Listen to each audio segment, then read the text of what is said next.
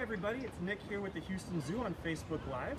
I'm part of our education team here at the zoo and wanted to share some other virtual ways you guys can connect with us. Hopefully you've been tuning into these Facebook Lives every week.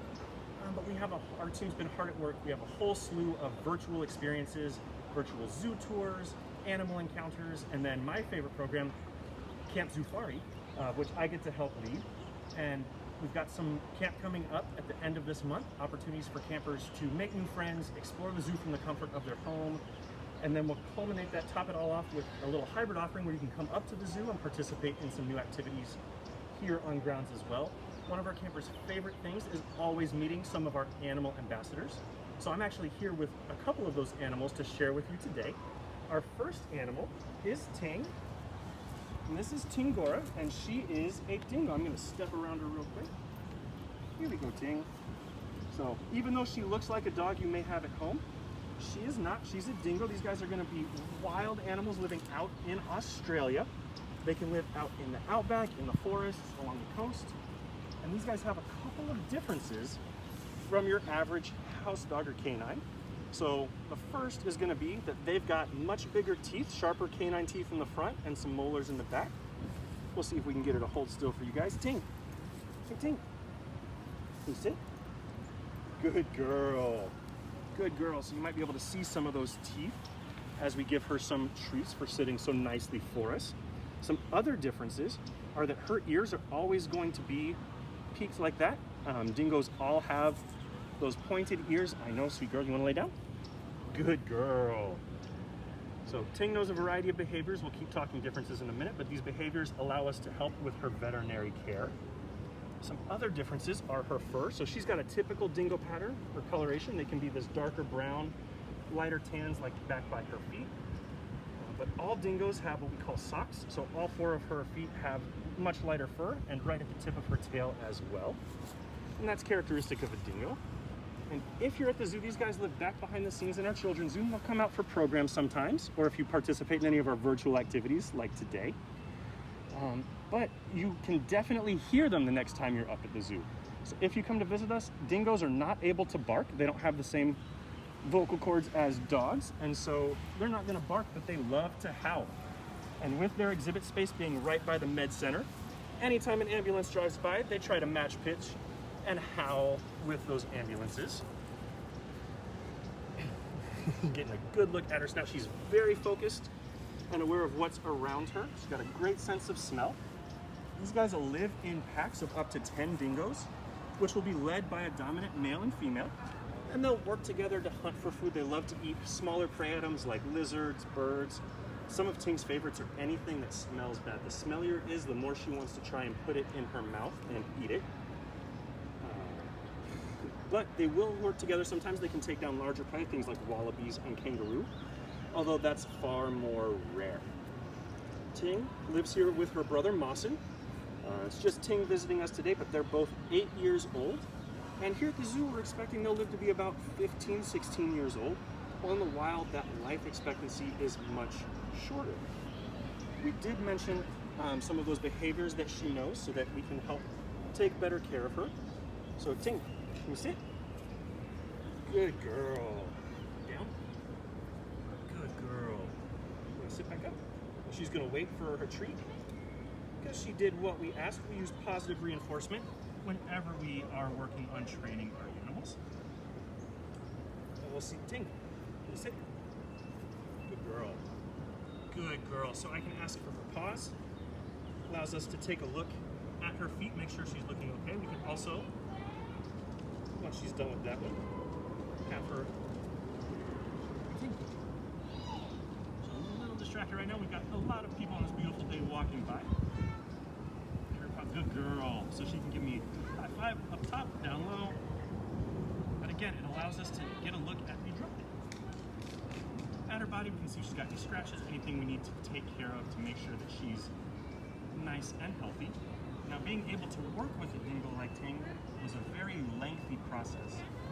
When I first met Ting, I was able to walk up to her, and it was up to her and Mawson to sniff me, smell me. I just had to sit there and not move, allow them to get used to me, and the whole process for me to be able to bring Ting out and do presentations like this took about 4 months before she accepted me as part of her pack. And one way that the pack will communicate, aside from those howls, are with their tail. So I can tell a lot about how Ting's feeling, how comfortable she is by her tail. Sometimes it'll be up in the air when she's excited or ready to go, running around. Where it is right now, it's nice and relaxed, just hanging down. Lets me know that she's comfortable with what's going on and where we are. If she were to feel uncomfortable at all, that tail would be tucked up underneath her legs and held close to her body. She'd also be pulling a lot more at her harness. She is very, very strong, so you'll see that with this harness and leash, we've got my hand on it. It's wrapped around my wrist. I'm gonna make sure that anywhere Ting goes, I'm going as well. She may have found something stinky in our lawn real quick. She might try to roll in or sniff at it. But if you guys have any questions or you want to know more about Ting, be sure to pop them in the chat. Again, the best way to visit Ting, take a look at some of those virtual programs and check us out. So we've got a question from Justin wanting to know how old are our dingoes and what are they related to? Bless you, Ting. So Ting and Masen both are 8 years old. They were born in January back in 2012, so they're almost 9. And they are related distantly to other domesticated dogs, but also more closely related to wolves. That was a very good question. We're gonna head back this way, Ting. We're gonna see if we can get her to stand up for you guys so you can get a nice close look at her as we move back this way. Some more of those training behaviors. Ting, up. She says no, so we're gonna reset her. Ting, hey, up. Good girl. Good girl. So these guys are excellent jumpers and runners. Built a little bit more for endurance than for speed. She's not gonna, you gonna jump down? Good girl. Not gonna do a whole lot of sprinting unless she sees something tasty. Otherwise, she's gonna take her time and just kind of jog around, run around. Not unlike some of those pets you may have at home.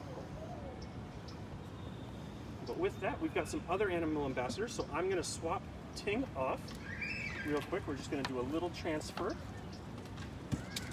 here in just a minute. All right, so I'm gonna pass Ting off to you. There you go.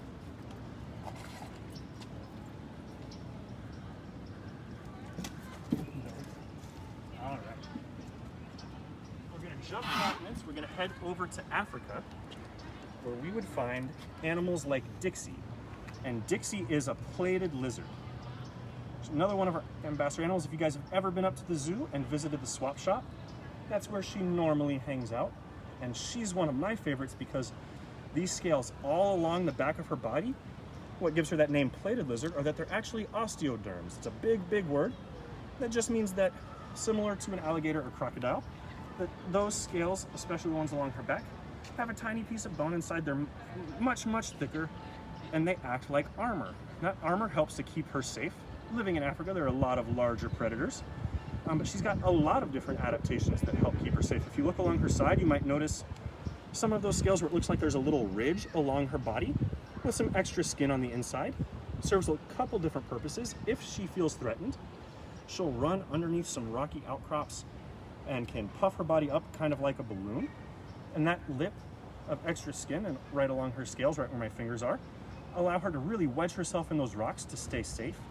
It also helps if she eats too much. She finds a lot of good food.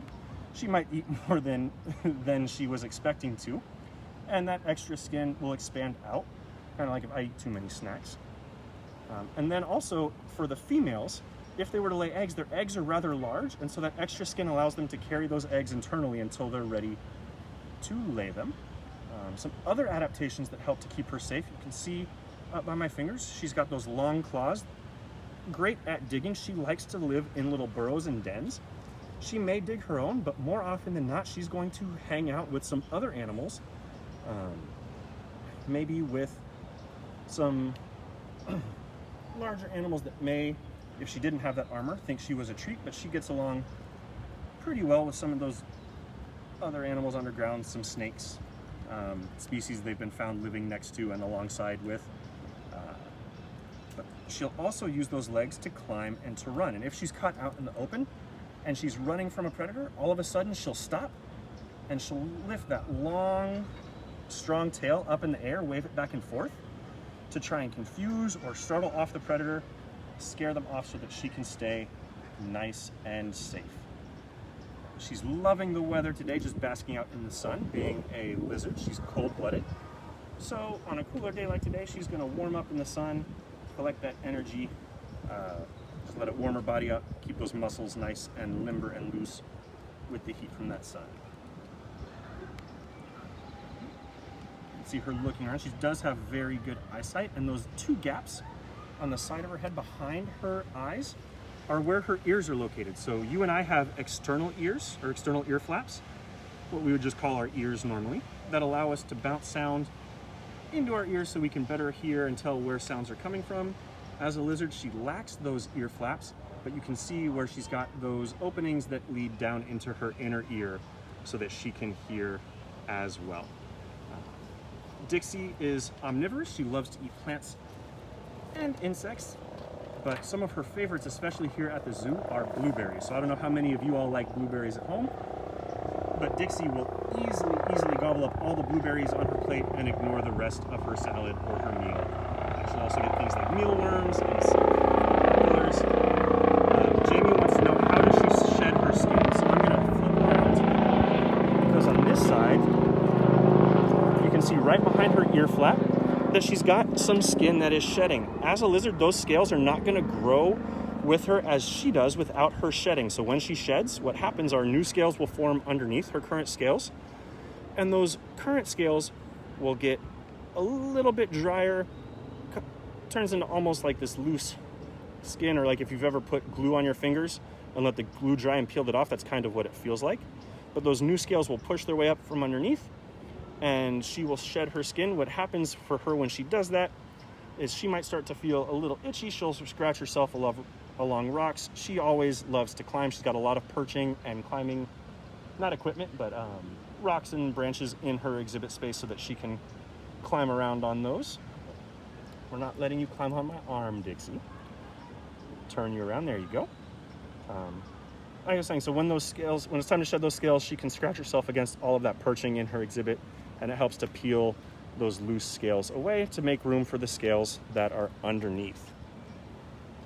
All right, and looks like we are just about out of time. Dixie's about ready to head back in, so I just want to thank you all for joining us today on Facebook Live. I want to share again that we do have a couple virtual camps coming up at the end of the month, December 21st through 23rd and 28th through the 30th. Those do all come with an opportunity to come up and participate in some activities up at the zoo with your families. All that information is on the Houston Zoo website, houstonzoo.org. And don't forget to join us next Wednesday at 11 for Facebook Live. We'll introduce you guys to some other animals, and stop by and see us sometime. Hope to see y'all soon.